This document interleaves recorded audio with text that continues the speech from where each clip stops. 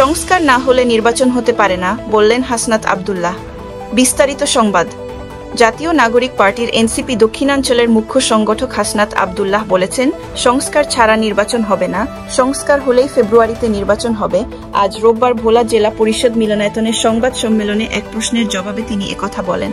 এর আগে সকালে ভোলার 7 উপজেলার সমন্বয়ক নেতাকর্মীদের নিয়ে এনসিপির জেলা সমন্বয় সভা শুরু হয়। সভা চলে বেলা 2টা পর্যন্ত।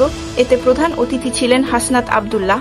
পরে 2টার দিকে সংবাদ সম্মেলন করেন হাসনাত আব্দুল্লাহ। তিনি বলেন, এই সমন্বয় সভা না হলে যেমন প্রেস কনফারেন্স হতো না, তেমনি সংস্কার না হলে নির্বাচন হতে পারে না।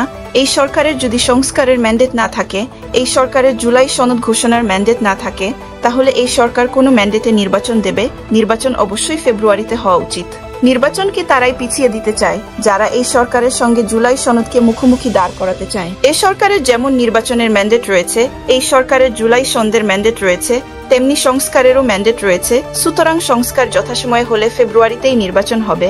এনসিপির মুখ্য সমন্বয়ক হাসনাত আব্দুল্লাহ সাংবাদিকদের প্রশ্নের জবাবে আরও বলেন, আমরা উচ্চকক্ষে পিয়ার চাই, তবে জামায়াতের মতো পিয়ার চাই না।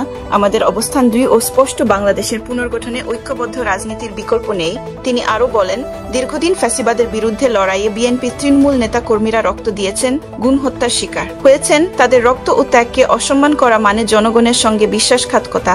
আসুন আমরা মতপার্থক্যের মধ্যে উঠে ঐক্যবদ্ধভাবে দেশ পুনর্গঠন করি। আগামী নির্বাচনে এনসিপি কারোর সঙ্গে জোট গঠন করবে কিনা এমন প্রশ্নে দলটির এই নেতা বলেন, আমাদের সঙ্গে জোট হবে কেবল সংস্কারের পক্ষে থাকা দলগুলোর সঙ্গে। ফ্যাসিবাদের বিরুদ্ধে যারা লড়েছেন তারাই এনসিপির প্রকৃত সহযোদ্ধা। হাসনাত আব্দুল্লাহ বলেন, গণভোটের পাশাপাশি জুলাই সনদের আদেশ জারি করতে হবে। এই আদেশ অবশ্যই প্রধান উপদেষ্টাকে জারি করতে হবে। যদি চুপ্পুর রাষ্ট্রপতি মোহাম্মদ শাহাবুদ্দিন কাছ থেকে নিতে হয়, সেটি হবে বিপ্লবের কফিনের শেষ পেরেক।